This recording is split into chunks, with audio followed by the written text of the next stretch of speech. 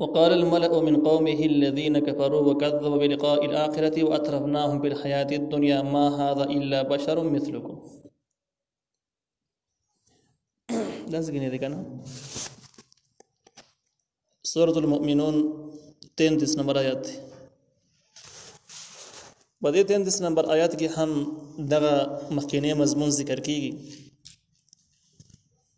یو دا مسئله ذکر کیږي چې د توحید د پاره دعوت دا نوی خبره نه د ټولو پیغمبرانو مستقیل د دغه خبرې دعوت ورکړی دی. او دویم دا مسئله ثابتول چې الله تعالی د مخلوق د ضرورتونو نه غافل نه دی. نو څنګه چې ور ظاهري چې کوم ضرورت دي هغه ورته پوره کړی دي دغه شان د روحاني تربیت لپاره هم مسلسل پیغمبران را لېږلي دي او دغه ضرورت یې ورله هم پوره کړی دی. او دریم نمبر په کې دا مسله ثابتېږي چې د اسلام مخالف او مقابل خلک چې کوم دي اکثر هغه خلک چې ملأ سرداران او مشران خلک د دین غټ دشمنان جوړيږي. دویم چې کوم مترفي عيش پرست خلک یعنی هغه سہولت پسند خلک د هغه سر دنیوي وسایل ورسره مالداري. او دریم دا چې دوی په داسې ټیم کې بد دین باندې بخپل زمانہ کې بخپل جبه کې ډېر اعتراضونه هم لري. نو دې ځکه کې د نوح علیه السلام د واقعې نه بعد بل واقعه ذکر کیږي اگر چې په دې کې د پیغمبر نوم نه ذکر شوی لیکن علاماتونه د معلومیږي چې یا هود علیه السلام دی یا سمودیانو واقعه ده یا د عادیانو واقعه ده یا د دوانو واقعه ده خو د دین بهر نه ده. نو الله تعالی وایي چې کله نوح علیه السلام قوم هلاک شو دغه نه بعد نور قوم بل قوم میرا پیدا کو هغه ته پیغمبر راولېږي هغه دعوت ورکو خلکو ونه مانو. نو د قوم کم سرداران او مشران چې هغه ویلو الذين كفروا هغه چې کافرانو مسلمانان نو وكذبوا بلقاء الاخره یو دروغجنې ګاڼو ملاقات د اخرت یعنی قیامت د ورځې نه منکرو قیامت نه مانو. واترفناهم في الحياه الدنيا من سهولتنا ورکړو هغه ته په ژوند د دنیا کې یعنی د دنیا د ژوند وسایل لرل مالدار خلکو. نو دغه خلکو ویل ما هذا نه دا پیغمبر الا بشر مگر یو انسان دی مثلکم استاسي بشان دی. عوام خلک راجم کړل چې ګورې دې کس خبره وانه اوري د استاسو غونته کې سړی دی خو صرف چالاک دی او استاسو بشان ته ذکر دی یاکلوا جدا خوراک کی مما د هغه شیونو نه تاکلون منه جتاس دی خوراک وي کوم څه جتاس خوري نو دیم خوري استاسو بشان ته کې دی او یشرب مما تشربون او داس کی هغه څه جتاس اسقي نو بدیګم استاسو بشان ته کې شو نو استاسو بشان کاسته تاسو ولي خبر اوري دا خبره ما اوري. ولئن اطعتم کتاس تابعداري وکړه بشرا یو انسان مثلکم دستاسي بشان ته کې دي انکم اذل خاسرون یقینا بدغه وخت به تاسو توانیان شي ځان څنګه خبرم جواب ورته بس توانیان شي ځان څنګه خبره بنا اوري دسي کس خبره باوري تاسو بشان دي نه خوراک تاسو بشان ته کې نه سکل تاسو بشان ته کې نه ضرورتونه مجبوریان تاسو بشان ته کې بلشن انسان ناشي رسي بل څوک راشي رسو خوښتنه یو بس دې چا ما اوري. ايعيدكم انكم اذا متمتم دا بل اعتراض دي ايعيدكم اذا وعدي کې ساس سره انكم يقينا تاسو اذا متم هر کله جمله شي وكنتم شي تاسو ترابا خاوري وعظاما وړو کې انكم مخرجون یقینا تاسو به دوباره راځل کېږي د قبرونو نجوندي. بل اعتراض دا وجد د داوا لري چې دغه داوا بالکل منلو نه ده.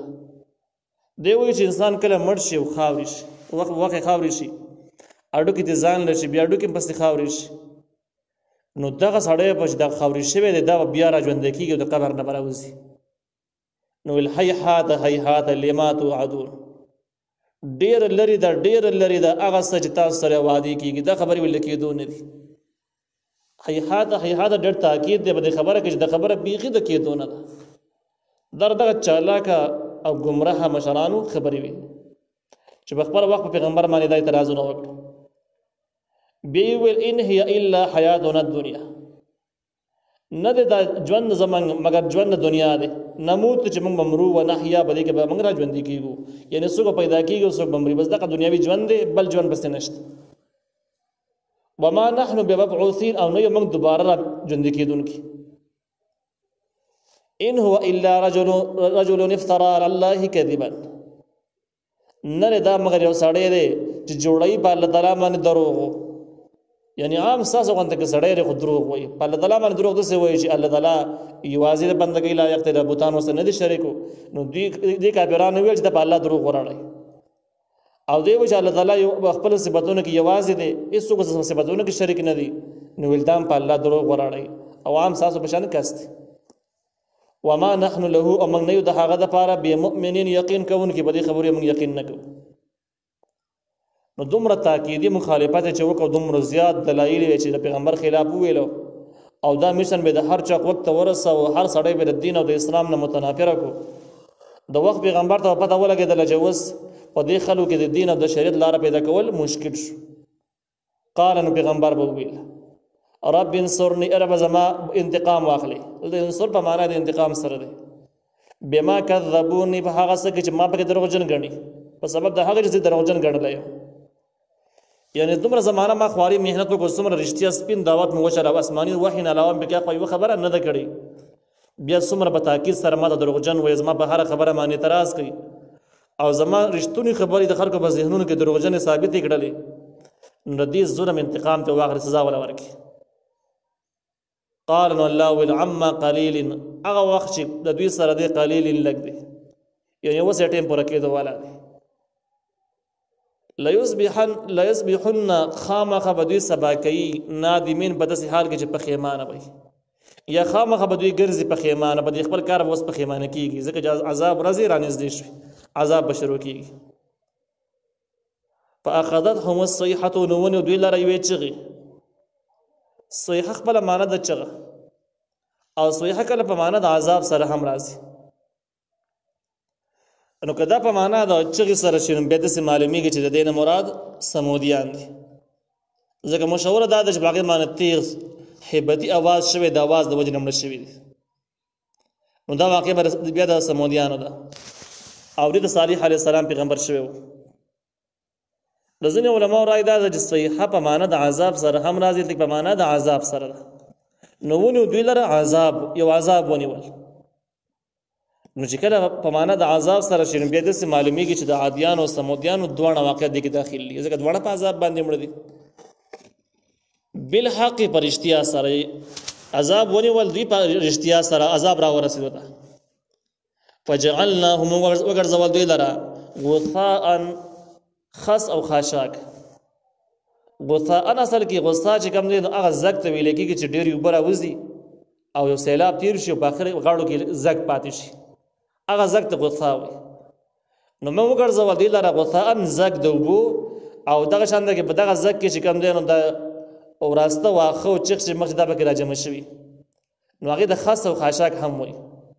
نو موږ دې وګرځول دوی لره غثاء ریزه ریزه، دا هم سمون خوري، یعنی نیز نابود شو، اس سیاسی دې پاتې نه شو. فبعدا لقوم الظالمین، فبعدا نو لرېوالی د رحمت نه، للقوم الظالمین د هغې قوم دپاره چې ظالمان دي. ظالمان په معنا د کافرانو سره دی، ځکه د ټول نه غټ ظلم د کفر دی، سره د الله تعالی د وجود نه او د وحدانیت نه منکر شي. نو مطلب دا چې کافران خلک دي همیشه د الله تعالی د رحمت نه لرې نږدې دي نه شي. نو دوی د رحمت نه لرې او دنیا کې هم دغه شانته کې شو، اخوه به هم حالات خراب شي.